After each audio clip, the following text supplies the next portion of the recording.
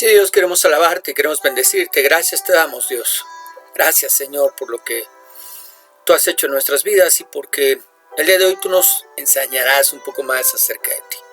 En el nombre de Jesús. Amén. Muy bien, pluma, papel, lápiz, una actitud enseñable. Vamos a ver el día de hoy, semana número 48. Semana número 48. Segunda de Corintios, capítulo 5, versos del 1 al 10. Nuestra morada celestial. Y vamos a dar lectura a nuestra porción. Porque sabemos que si nuestra morada terrestre, este tabernáculo, se deshiciere, tenemos de Dios un edificio, una casa no hecha de manos, eterna en los cielos. Y por esto también gemimos deseando ser revestidos de aquella nuestra habitación celestial, pues así seremos hallados vestidos y no desnudos.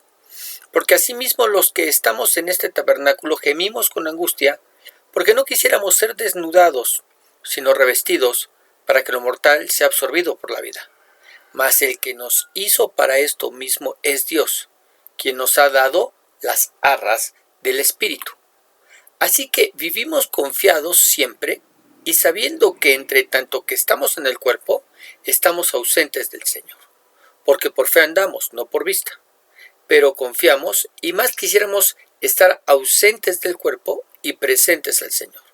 Por tanto, procuramos también, ausentes o presentes, serle agradables.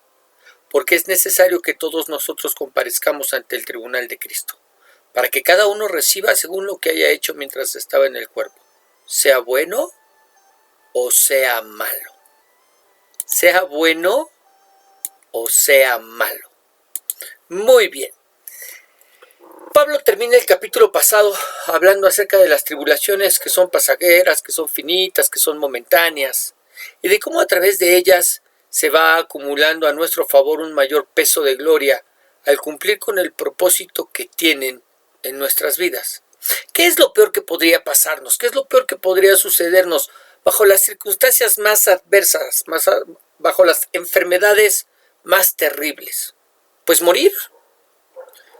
Pues para esta calamidad, Pablo hablará acerca de nuestra habitación celestial, de ese edificio, de ese nuevo tabernáculo hecho por Dios, de ese nuevo templo que tendremos glorificado y el tribunal de Cristo. Vamos a verlo. Segunda de Corintios capítulo 5, verso 1, que dice: porque sabemos que si nuestra morada terrestre, este tabernáculo, se deshiciere, muriéramos, tenemos de Dios un edificio, una casa no hecha de manos, eterna en los cielos. ¿Qué es lo que el apóstol está planteando? Está hablando de lo que le ocurrió a miles de nuestros hermanos en la fe, hermanos que murieron ya sea en los circos romanos o no, pero que lo hicieron por causa de la persecución, por no negar su fe, por mantenerse firmes en Cristo. ¿Qué les espera a ellos y a los que vamos después de ellos? Una casa, una morada, un edificio eterno en los cielos.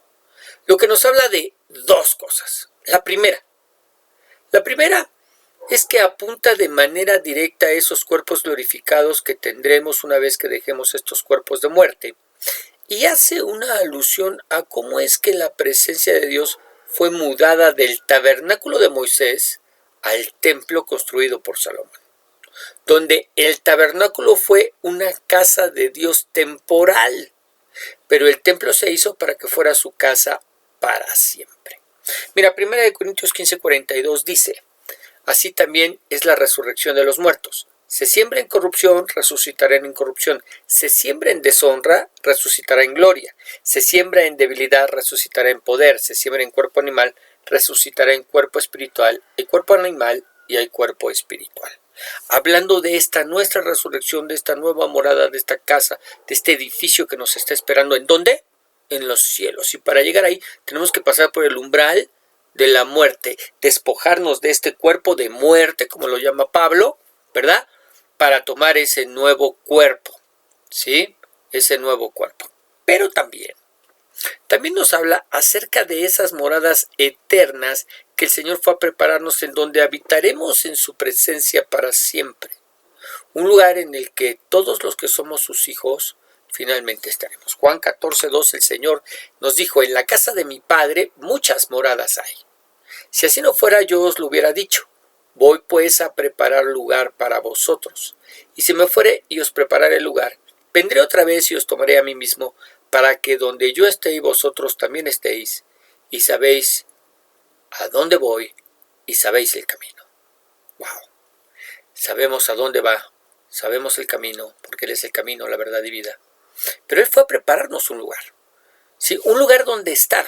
Es decir, muchas veces nosotros concebimos la vida como espíritu, alma y cuerpo, y que podemos separarlas, ¿no?, en todo momento, y que cuando nos vayamos de este mundo solamente contará nuestra alma y seremos almas, espíritus vivientes delante de la presencia del Señor.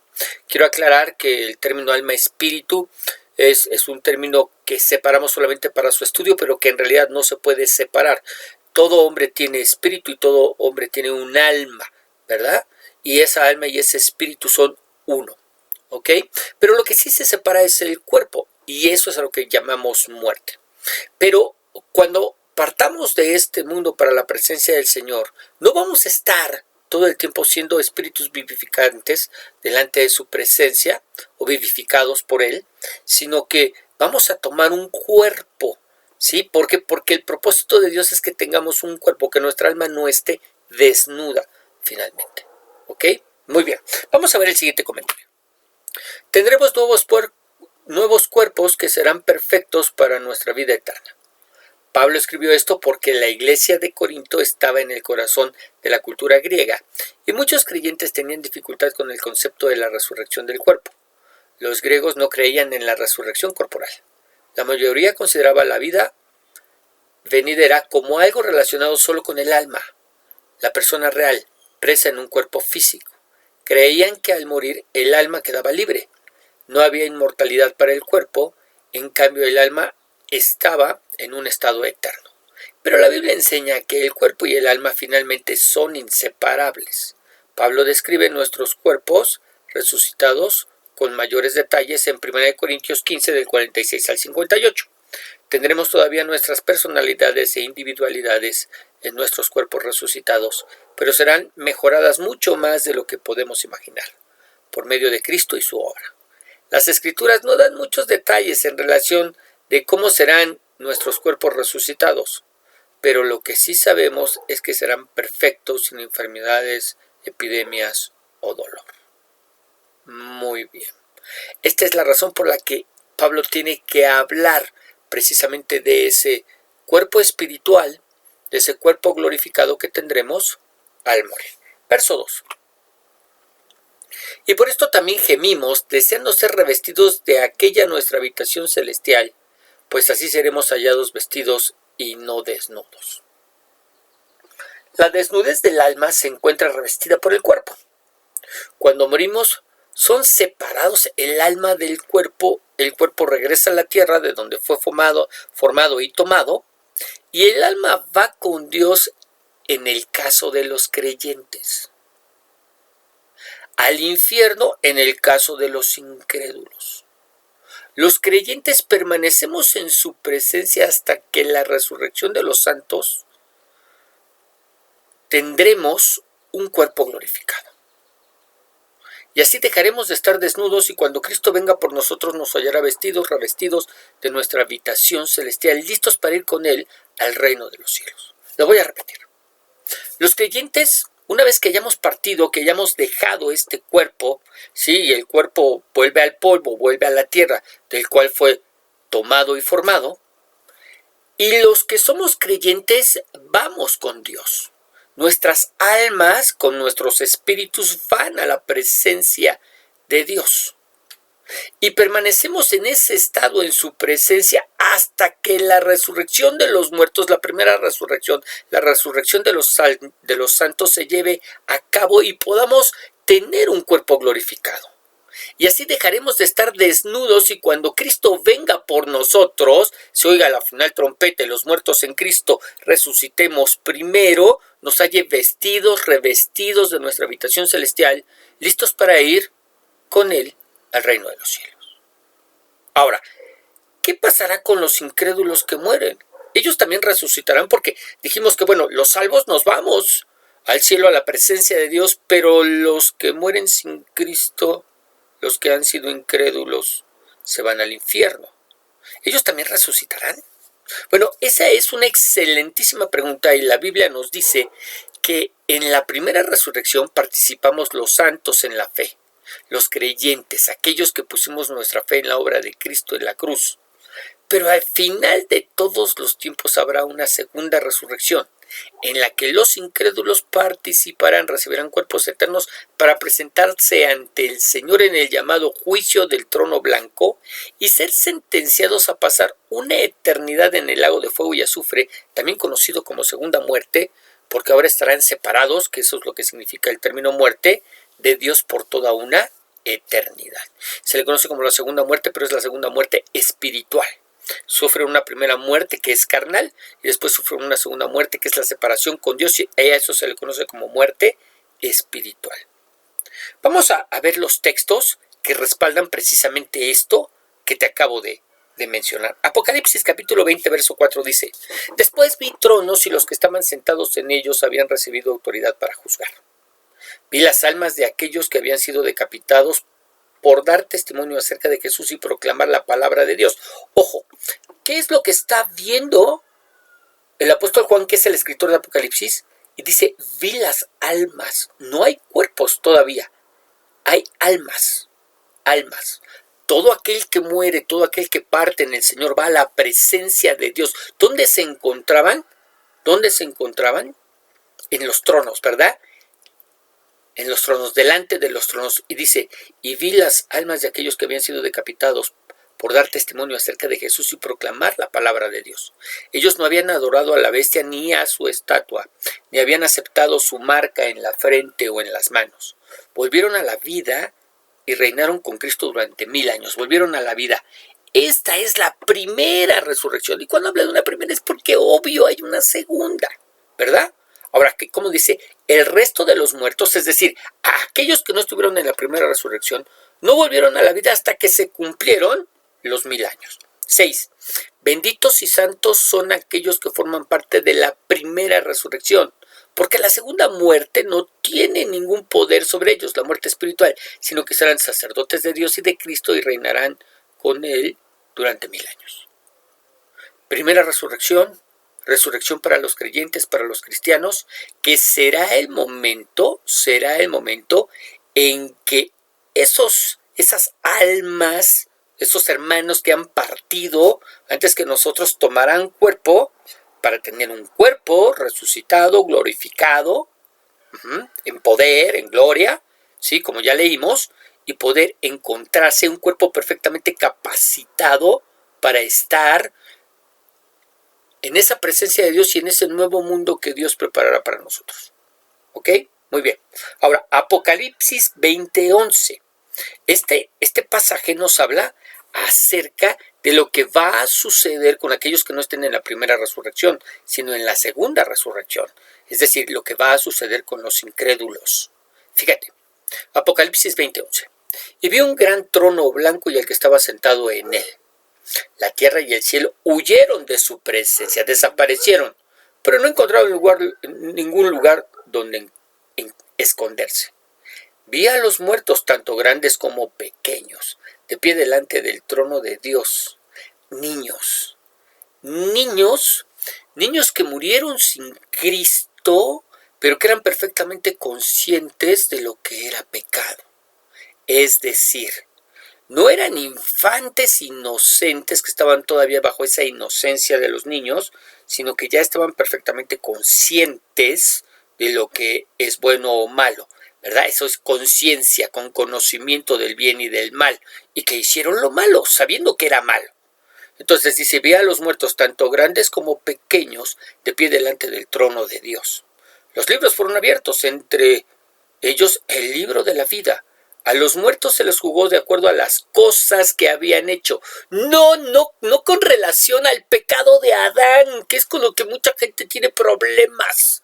No, dice con las cosas que habían hecho por tu pecado, según lo que estaba escrito en los libros. El mar entregó a sus muertos y la muerte y la tumba también entregaron sus muertos. Y todos fueron juzgados según lo que habían hecho. Entonces la muerte y la tumba fueron lanzadas al lago de fuego. Este lago de fuego es la segunda muerte, ojo. y todo el que no tenía su nombre registrado en el libro de la vida fue lanzado al lago de fuego. Es decir, todos esos que se presentan delante del trono blanco lo hacen solamente para ser lanzados al lago de fuego, que es la segunda muerte. Wow. Ok, pero pastor, ¿qué pasa con esos que mueren? Porque sabemos que los que mueren en el Señor van delante de la presencia de Dios, y los que mueren sin el Señor, bueno, van al infierno. Sus almas van al infierno. ¿Ok? Pero el infierno no es eterno.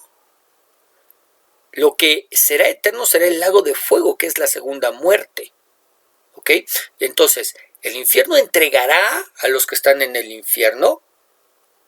¿Sí? De eso nos está hablando. Entregará a los que están en el infierno. Aquellos que murieron resucitarán. Entonces será la segunda resurrección. Entonces resucitarán, se presentarán delante del trono blanco. Y será el momento en el que serán lanzados a este lago de fuego, que es la segunda muerte.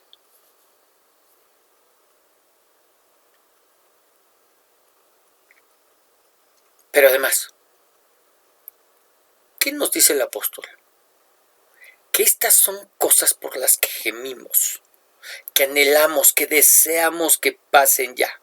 No solo por los problemas y las dificultades a las que nos tenemos que enfrentar en este mundo, no, sino sobre todo por el hecho de estar con nuestro Señor por toda una eternidad. Por toda una eternidad. ¿Ok? 4. Porque asimismo los que estamos en este tabernáculo gemimos con angustia, porque no quisiéramos ser desnudados sino revestidos para que lo mortal sea absorbido por la vida. Nuevamente habla del gemir, pero ahora añade con angustia, no solo para resaltar el deseo de que estas cosas pasen, sino a la vez reflejando la dura situación por la que nuestros hermanos en la fe de esa época estaban atravesando.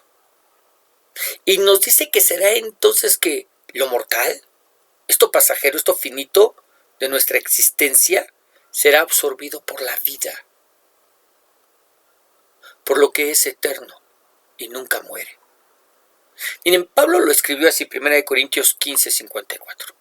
Y cuando esto corruptible se haya vestido de incorrupción, y esto mortal se haya vestido de inmortalidad, entonces se cumplirá la palabra que está escrita: sorbida es la muerte en victoria. Muy bien. Verso 5. Mas el que nos hizo para esto mismo es Dios, quien nos ha dado las arras del Espíritu. ¿Quién nos preparó para ese cambio? Sí, ¿quién nos preparó para ese cambio? ¿Quién nos preparó? ¿Quién nos está preparando para dejar estos cuerpos de muerte y poder tomar esos cuerpos glorificados? Quizás si nosotros lo miramos desde este punto de vista podemos entender por qué hay problemas, dificultades, enfermedades, situaciones difíciles que tenemos que pasar en la carne, en el cuerpo, por qué envejecemos, por qué vemos tan disminuidas con el paso de los años nuestras capacidades, y de pronto pareciera que estos cuerpos ya no nos quedan porque mentalmente nos encontramos bien, pero físicamente no podemos llevar a cabo aquello que pensamos, y como si nuestras almas se encontraran atrapadas en cuerpos que no nos están sirviendo como quisiéramos. Algo que le pasa a todos aquellos que sufren de alguna distrofia muscular y sienten que sus cuerpos no sirven, no funcionan, porque mentalmente están bien, pero físicamente no lo están. Bueno, Dios nos va preparando, ¿verdad? A través del desgaste de este cuerpo que se va desgastando, que va perdiendo sus capacidades para ese cambio, para dejar de anhelar este cuerpo y comenzar a anhelar ese cuerpo que Dios tiene preparado para nosotros. Y quien nos está preparando para ese cambio es Dios. Ahora, quiero decirte que no es algo que dependa de nosotros como si tuviéramos algo que hacer para ser transformados y revestidos. No. Dios mismo nos ha preparado para esas cosas y como una garantía, como un depósito, nos ha dado las arras que definitivamente nos anuncian que sucederá esto que Dios nos ha prometido, darnos un nuevo cuerpo, y para eso nos ha dado al Espíritu Santo. Por eso habla de las arras del Espíritu. las arras del Espíritu. Era una garantía, era un depósito que se daba. Cuando presenciamos un matrimonio, vemos que el novio entrega arras a la mujer, ¿sí? Como símbolo, como depósito de que será proveedor de su hogar. Le está garantizando que no le va a faltar nada. Algo que no depende de la mujer, sino depende del varón con el que se casan. Aquí no depende de nosotros, sino de Dios mismo, quien nos ha dado las arras del Espíritu. Por lo tanto, podemos estar perfectamente seguros que esto que nos ha prometido que va a pasar, sucederá. Que vamos a ser transformados en nuestros cuerpos.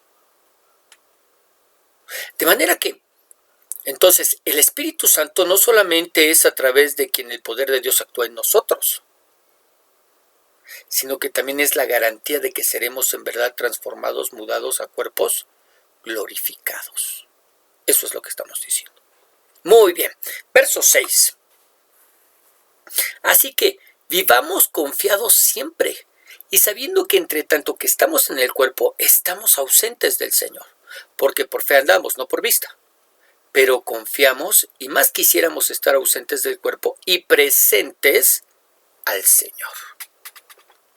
Es decir, el saber que nuestra resurrección es algo segurísimo y que esto mortal se vestirá de inmortalidad y que tendremos nuevos cuerpos glorificados sin enfermedad ni muerte, nos hace vivir confiados.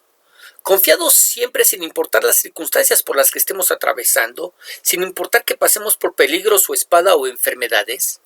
Y aun cuando no podemos ver al Señor, confiamos, por fe andamos, no por vista, confiamos en que estas cosas ciertamente sucederán. Y más bien quisiéramos estar ausentes en este cuerpo, dejar ya estos cuerpos mortales para estar presentes al Señor.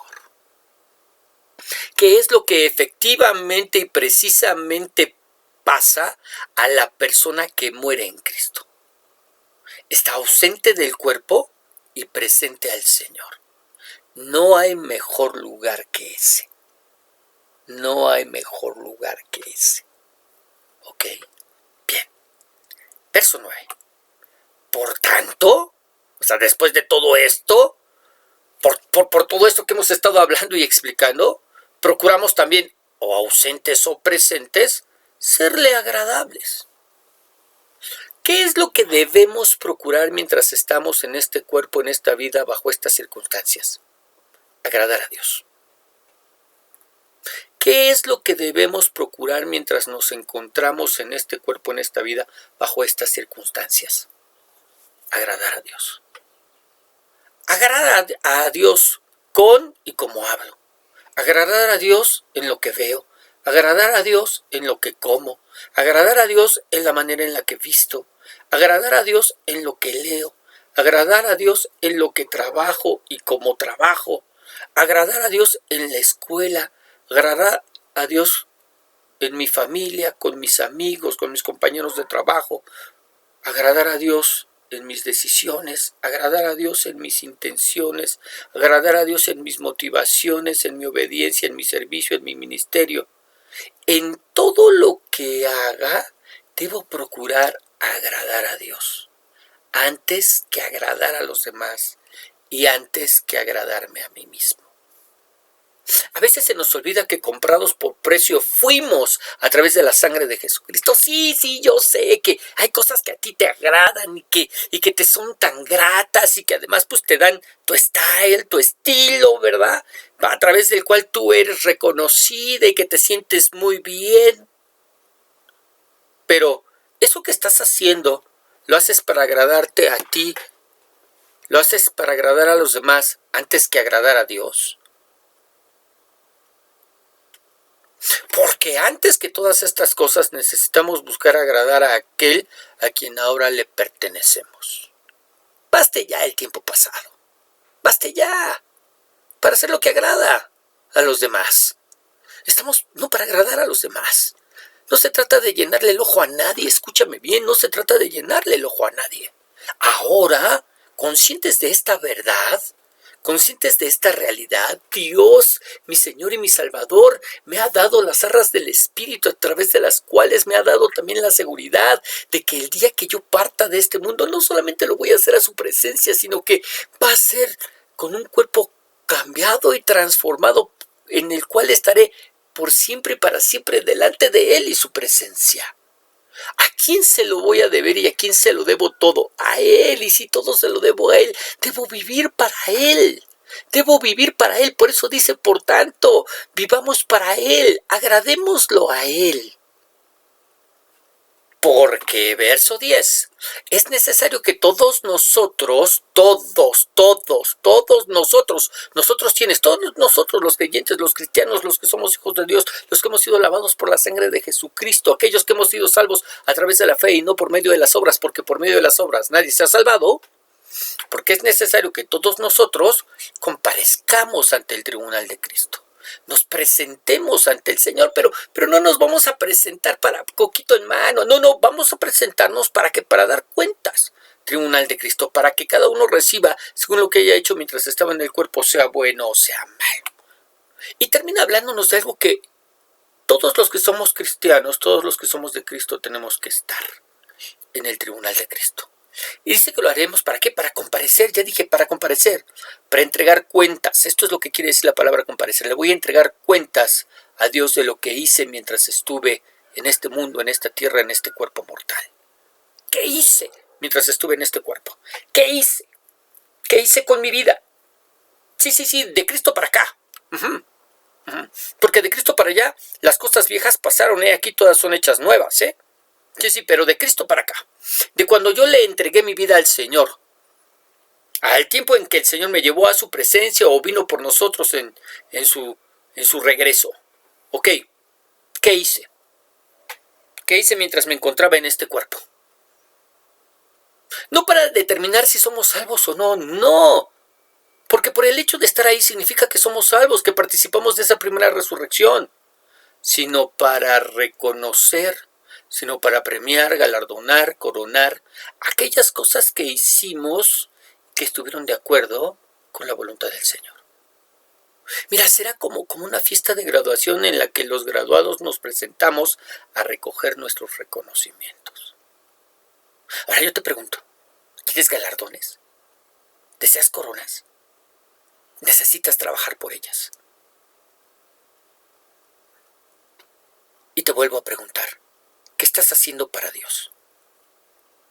No, ¿qué estás haciendo para ti? Sí, porque trabajas y no trabajas para Dios, trabajas para ti. Bueno, pero yo le doy a Dios, sí, diezmas, o ofrendas o das limosna. ¿Qué haces? Si lo estás haciendo para Dios, pues dale a Dios lo que Dios te pide. No te pide más, pero tampoco le des menos. ¿Sí? ¿Qué estás haciendo para Dios? ¿Qué estás haciendo para Él? ¿Qué estás haciendo para su gloria y reino? ¿Qué estás haciendo para que su nombre sea dado a conocer? Ahí en el lugar en donde estás, inclina tu rostro. Vamos a orar.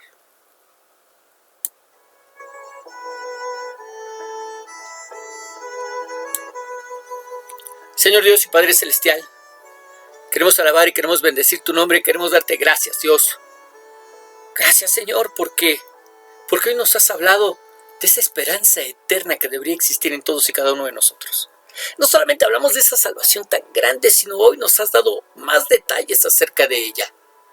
Queremos ahí, estaremos en tu presencia y no lo haremos con estos cuerpos, Señor, desgastados, sino lo haremos con cuerpos nuevos, cuerpos glorificados, cuerpos semejantes al tuyo cuando resucitaste. Dios, en el nombre de Jesús, y nos has dado al Espíritu Santo para garantizar que esto sí o sí se va a llevar a cabo sobre nuestras vidas. Gracias, Dios. Gracias, Señor. Y que ese agradecimiento me lleve a vivir por ti y para ti, Dios eterno, agradándote a ti, sabiendo que a nadie más le debo, a nadie más me debo, sino a ti. Señor, en el nombre de Jesús, que todo lo que yo haga, lleve tu sello y sea de tu agrado. Trae guía y dirección sobre mi vida, porque tu palabra me dice con claridad que los que somos guiados por el Espíritu somos tus hijos. En el nombre de Jesús te lo pedimos. Amén. Muy bien. Precioso, que el Señor te bendiga, que el Señor te guarde, que el Señor haga resplandecer su rostro sobre ti y que sea ese mismo Señor el que te dé paz. Nos escuchamos todos los días a través del devocional, los días domingos a través de la enseñanza dominical y los lunes a través de tu estudio bíblico. Que el Señor te siga bendiciendo.